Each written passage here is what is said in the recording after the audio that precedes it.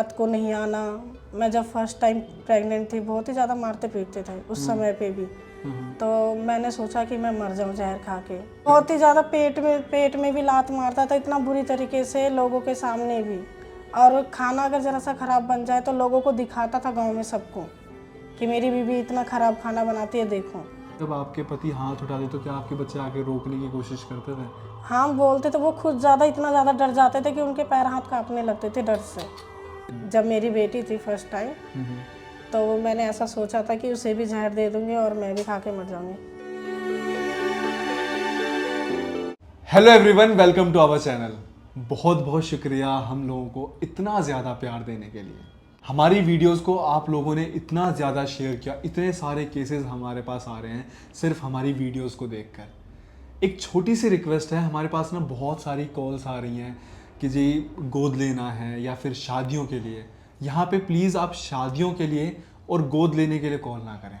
आपको कॉल करना है तो आप कॉल करिए डोनेशंस के लिए। हमारे यहाँ पे बैंक डिटेल्स हैं, अगर सीधा आप अकाउंट में ट्रांसफ़र करना चाहते हैं या फिर आप यूपीआई करना चाहते हैं तो पेटीएम नंबर भी उसके नीचे लिखा हुआ है। आप लोगों को थोड़ा सा विश्वास नहीं हो रहा, मन में शक है कि पता नहीं यार कैसी जगह होगी, कि आप तो कुछ फ्रॉड ना हो रहा हो, तो ये एड्रेस हमारा यहाँ पे मेंशन है, आप यहाँ पर आइए। आप लोग ना बहुत पैसा खर्च करते हो, क्लब्स में जाते हो अपने बर्थडेज को सेलिब्रेट करने के लिए, अपने पार्टनर्स के साथ आप लोग हिल स्टेशंस पे जाते हो, कई लोग तो बाहर विदेश में जाते हैं। एक बार ना सिर्फ अपना बर्थडे आप लोग हमारे साथ मना कर देखो। अपनी एनिवर्सरी ना एक बार हमारे साथ मना कर देखो। मैं आपको ये यकीन दिलाता हूँ कि पूरी ज़िंदगी आप याद रखोगे। हम आपकी एनिवर्सरीज, आपके बर्थडेज़ को इतना यादगार बना देंगे। तो चलिए सुनते हैं आज हम कहानी मैम की, कि ऐसा क्या हुआ कि उन्हें अपने 2 छोटे बच्चों के साथ यहाँ पर आना पड़ा। पिछले 3 साल से यहाँ पर ये रह रही हैं और सुनते हैं कि यहाँ पर रहकर इन्हें कैसा लगा। नमस्कार मैम। नमस्कार। ऐसा क्या हुआ कि अपने 2 छोटे छोटे बच्चों के साथ आपको यहाँ पर आना पड़ा? मेरा नाम ममता है। जी। मैं बिहार से बिलोंग करती हूँ, लेकिन मम्मी पापा दिल्ली में ही रहते हैं बचपन से, तो मैं वहीं पे रह रही हूँ। ठीक है। बचपन से यहीं पे रही हूँ, दिल्ली में ही। जब मैं 15 साल की थी तब मैं गांव गई थी। तब मैंने अपनी फैमिली को जाना था। पहले मैं फैमिली को उतना नहीं पता था कि मेरी फैमिली में कौन कौन है। सिर्फ नाना नानी या मामा मामी को जानती थी, क्योंकि वो लोग आ चुके थे हमारे पास। ठीक है। कभी हम भी घूमने जाते थे। तो जब मैं 15 साल की हुई तब गई थी अपनी फर्स्ट बार फुआ के घर पे। तो उसके बाद से वहाँ पे जब गई तो वहाँ से मेरे रिश्ते आने लग गए थे। तो मेरे फुआर ने भी रिश्ते देखे थे, मेरी नानी यार भी सब देखने लग गए थे। उसके बाद मेरी मम्मी पापा में थोड़ा झगड़ा हो गया था। तो उसके बाद मेरी नानी ने अपनी तरफ से शादी करवाई थी। अच्छा। उन्होंने देखा था। तो फैमिली की भी थी रजामंदी। उन्होंने लड़का देखा था, लेकिन उन्हें पहले पता नहीं था कि क्या है कैसे है। उन्होंने ये चीज़ें नहीं जानी। उन्होंने एकदम से मेरी शादी करा दी थी जब मैं 15 साल की थी। अच्छा, लड़का बिहार का ही था? लड़का बिहार का ही है। ठीक है। तो उसके बाद शादी हुई, उसके बाद हम गुजरात में रहने लग गए थे। अच्छा, मतलब लड़का गुजरात में? मैं काम करता था। ठीक है, ठीक है। उसके बाद हम वहाँ पे 7-8 महीने रहे थे। जब उनकी दादी सास थी मेरी एक, उनकी डेथ हुई थी, तो हम वहाँ पे चले गए थे। फिर वहाँ पे रहने लग गए गांव में, किशनगंज डिस्ट्रिक्ट है। तो उसके बाद वहाँ पे जा कर के मुझे पता चला कि वो बहुत ही ज़्यादा ड्रिंक करता है। बाद में वहाँ से लोगों से पता चला कि उनके घर में कोई उनसे शादी नहीं करता है, क्योंकि ऑलरेडी पहले ही उसकी एक बहन भाग चुकी थी। अच्छा। मुसलमान लड़का था। अच्छा। तो उसके साथ भाग चुकी थी। इस वजह से उनकी फैमिली में कोई भी कांटेक्ट नहीं रखते थे। जो उनकी बहन थी वो एक मुस्लिम लड़के के साथ भागी थी। ठीक है। तो इसलिए उनसे कोई कांटेक्ट नहीं रखते थे, ना ही उनके घर आते थे, ना ही उनके घर का खाना पीना। गांव में ये चीज़ें होती हैं। गांव में देखिए ये चीज़ें होती हैं। तो उसके बाद वहाँ पे सब लोग मुझसे पूछते भी थे कि हमारी लव मैरिज हुई है। मैंने कहा कि नहीं, हमारी लव मैरिज नहीं है। तो उन लोगों को ऐसा लगता था क्योंकि कोई तो लड़की देती ही नहीं थी, इस वजह से। तो धीरे धीरे वहाँ पे रहते रहते मुझे उनका पता चलने लग गया कि ड्रिंक बहुत ज़्यादा करके आना। फिर उसके बाद 3-4 महीने के बाद उसके बाद मैं ज़रा सा मना करती, कुछ भी बोलती, तो वो मारने लगता था। फर्स्ट टाइम जब मारा पीटा था तो मैंने उतना रिएक्ट नहीं करा, लेकिन वो धीरे धीरे बढ़ता ही जा रहा था, इतना ज़्यादा बढ़ता जा रहा था कि बहुत ही ज़्यादा रात को नहीं आना। मैं जब फर्स्ट टाइम प्रेग्नेंट थी बहुत ही ज़्यादा मारते पीटते थे उस समय पे भी। तो मैंने सोचा कि मैं मर जाऊं जहर खा के।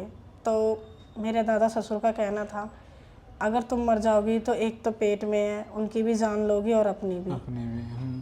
तो उसकी वजह से मैं रह गई थी, क्योंकि लोगों का कहना था कि अगर बच्चे हो जाने के बाद क्या पता वो सुधर जाए। तो लेकिन ऐसा नहीं हुआ। लेकिन ना ये मेरे को ऐसा लगता है कि ये बहुत बड़ी गलतफहमी है। क्या करते हैं ना कि एक तो ऐसा बोलते हैं कोई नहीं, लड़का बिगड़ गया, शादी कर देते हैं तब सुधर जाएगा। हाँ। फिर उसके बाद अच्छा कोई नहीं अभी नहीं सुधरा, बच्चा हो जाएगा तो सुधर जाएगा। लोगों की ये गलतफहमी है, ऐसा ना सोचे। क्योंकि इसमें दूसरे का तो कोई नुकसान नहीं होता, दूसरे की बेटी का चला जाता है, खुद का बेटे का तो कुछ होता ही नहीं है। उसके बाद वो अपने बेटे को ही देखेगी, बहू का साथ तो देती नहीं है। शायद ही कोई ऐसा होगा जो 100 में एक देगी, वरना ज़्यादातर माँ तो अपने बेटे का साथ देती है। क्योंकि इस चीज़ों पर मैंने भी ऑप्शन उठाया था, तो लेकिन उनके मम्मी पापा कहना था कि तुम सही रहो, मेरा बेटा सही है। अच्छा, ऐसा रिएक्ट था। फिर उसके बाद आगे क्या हुआ? उसके बाद धीरे धीरे ऐसे बढ़ता चला गया था मारपीट।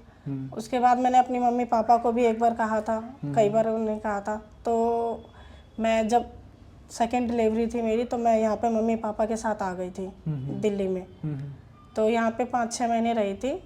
उसके बाद मेरे मम्मी पापा ने कहा कि तुम वहीं चले जाओ, क्योंकि बेटी माँ के घर नहीं रहती मम्मी पापा के।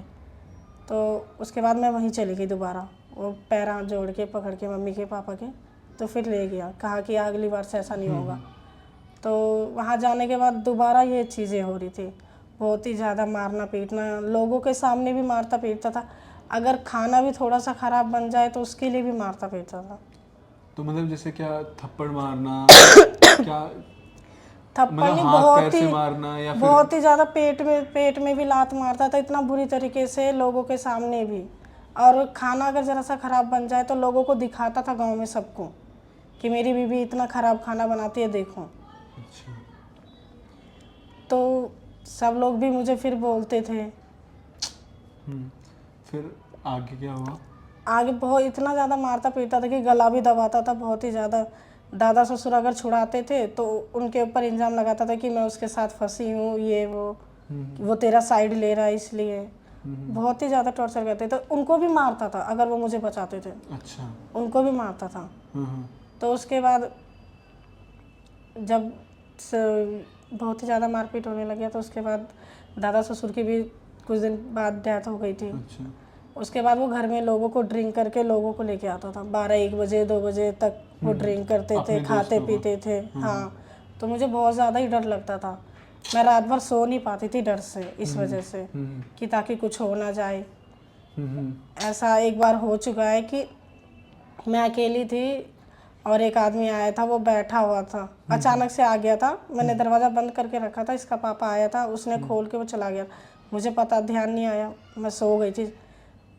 तो जैसे ही वो आदमी आया तो अचानक से मेरी आँख खुल गई थी। तो वो बैठा ही रहा, वो गया ही नहीं। मैंने कितना बार भी बोला, इसके पापा को कॉल भी किया, वो आया नहीं।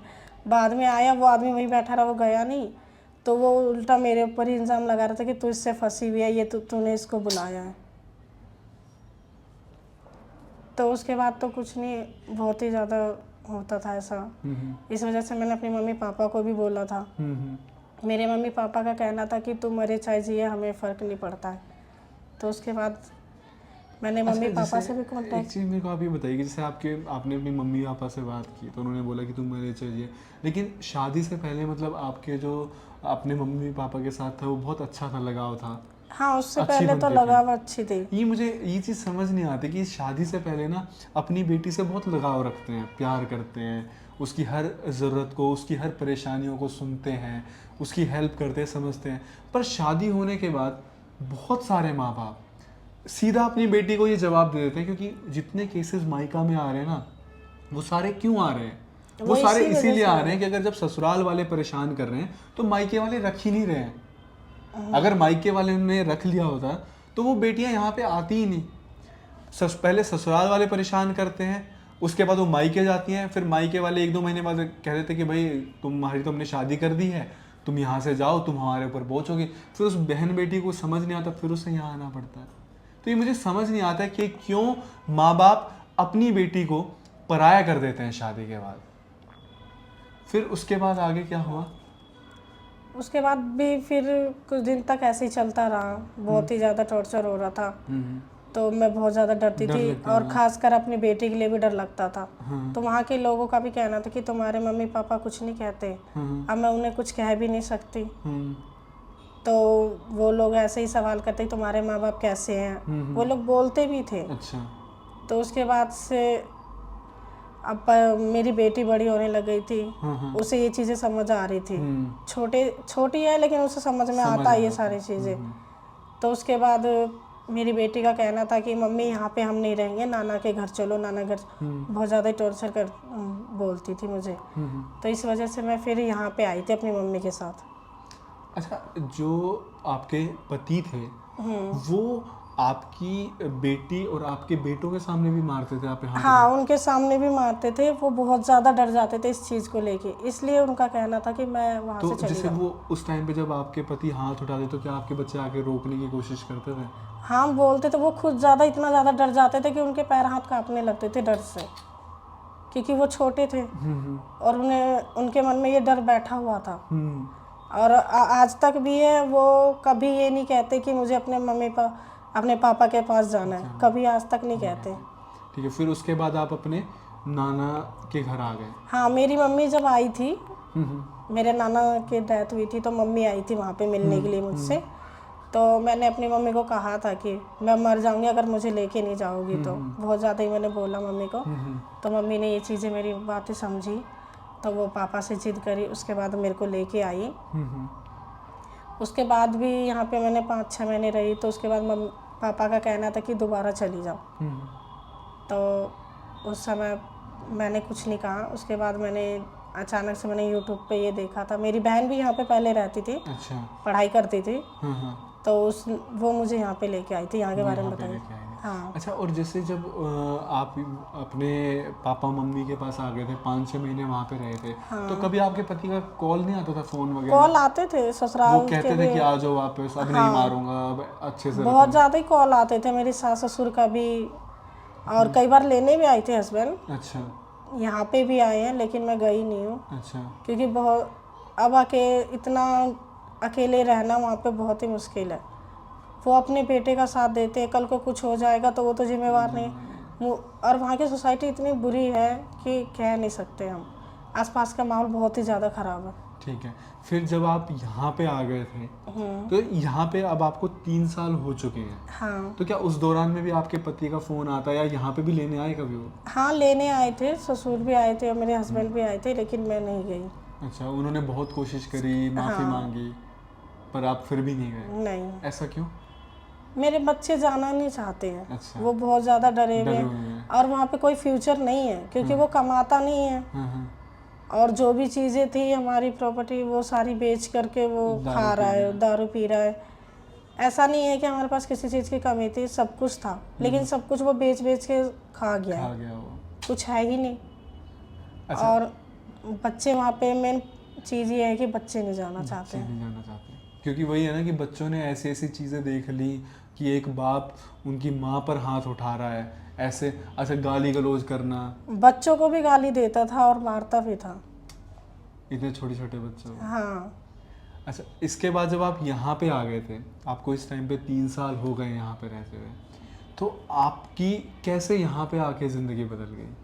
यहाँ पे आके मुझे बहुत अच्छा लगा। मुझे यहाँ पे इतना ज़्यादा प्यार मिला है सबका, भैया का भी। यहाँ पे मैं जब आई थी तो मैं बहुत ज़्यादा डिप्रेशन में रहती थी थोड़ा, क्योंकि वहाँ के लेकर के। तो धीरे धीरे चीज़ें ठीक होने लग गई थी। थोड़े बहुत किचन में हेल्प कराना, फिर धीरे धीरे किचन की लीडर बन जाना। उसके बाद ऑफिस में आ गई, ऑफिस के स्टाफ हो गई संभालना। तो यहाँ पे आके मैंने बहुत कुछ सीखा है। जैसे अकेले मैं यहाँ से अगर थोड़ी दूर भी जाना चाहूँ तो मैं अकेले सफ़र नहीं कर पाती थी। यहाँ पे आके अब ये चीज़ है कि मुझे कहीं पे भी इंडिया में भेज दे तो मैं अकेले सफ़र कर सकती हूँ। आप इंडिपेंडेंट हो गए? पहले ऐसा नहीं था। पहले ऐसा नहीं था। हाँ, क्योंकि मुझे क्या था ना कभी कि घर आपकी से बाहर आज़ादी निकल- वहाँ पे पूरी छिन गई थी। वहाँ पे घर से कभी बाहर निकलने ही नहीं देते थे, हाँ। और मुझे मायके भी आने नहीं देते थे। अच्छा।